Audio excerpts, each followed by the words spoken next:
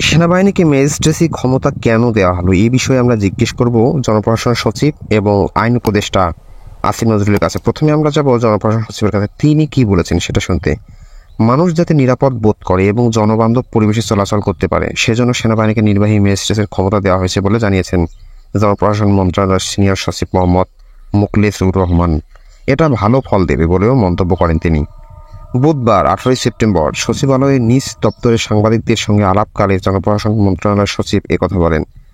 বাংলাদেশ সেনাবাহিনীর কমিশনপ্রাপ্ত কর্মকর্তাদের নির্বাহী ম্যাজিস্ট্রেটের ক্ষমতা দিয়ে মঙ্গলবার প্রজ্ঞাপন জারি করেছে জনপ্রশাসন মন্ত্রণালয়। The code of criminal procedure 1898 এর 12(1) ধারা অনুযায়ী 2 মাসের জন্য এই ক্ষমতা দিয়ে প্রজ্ঞাপন জারি করা হয়। সেনাবাহিনীর কমিশনপ্রাপ্ত কর্মকর্তারা এই ম্যাজিস্ট্রেসি ক্ষমতা সারা দেশে প্রয়োগ করতে পারবেন বলে প্রজ্ঞাপনে উল্লেখ করা হয়।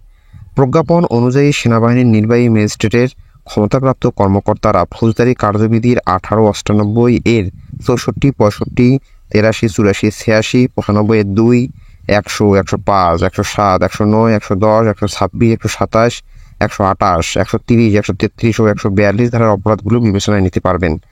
এ বিষয়ে জনপ্রশাসনের সিনিয়র সচিব বলেন, মানুষ যাতে আরও জনবান্ধব পরিবেশে চলাচল করতে পারে, নিরাপদ বোধ করে, মানুষের মধ্যে যাতে আস্থা থাকে, এই জন্য এই উদ্যোগ নেওয়া হয়েছে। সব বাহিনী একই সঙ্গে একই ছাতার নিচে কাজ করছে, এই মেসেজটার জন্যই এই ক্ষমতা দেওয়া হয়েছে। তিনি বলেন, সরকার মনে করেছে বিস্তৃত পর্যায়ে মাঠের বিভিন্ন জায়গায় আমাদের সেনাবাহিনী কাজ করছে। তারা মনে করেছে এটা হলে purpose of the government, secure the citizen, we are serving for the state.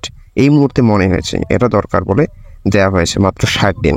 এবং সেনাবাহিনীর কর্মকর্তাদের কেন বিশেষ নির্বাহী ম্যাজিস্ট্রেটের ক্ষমতা দেওয়া হয়েছে সে বিষয়ে জিজ্ঞেস করলে আইন বিচার ও সংসদ বিষয়ক মন্ত্রণালয়ের উপদেষ্টা আসিফ নজরুল বলেন, দেশের কিছু কিছু অঞ্চলে, বিশেষ করে শিল্পাঞ্চলগুলোতে নাশকতা, অরাজকতা এবং দেশের স্থিতিশীলতা বিনষ্ট করার মতো কিছু কর্মকাণ্ড ঘটছে বলে আমরা লক্ষ্য করেছি।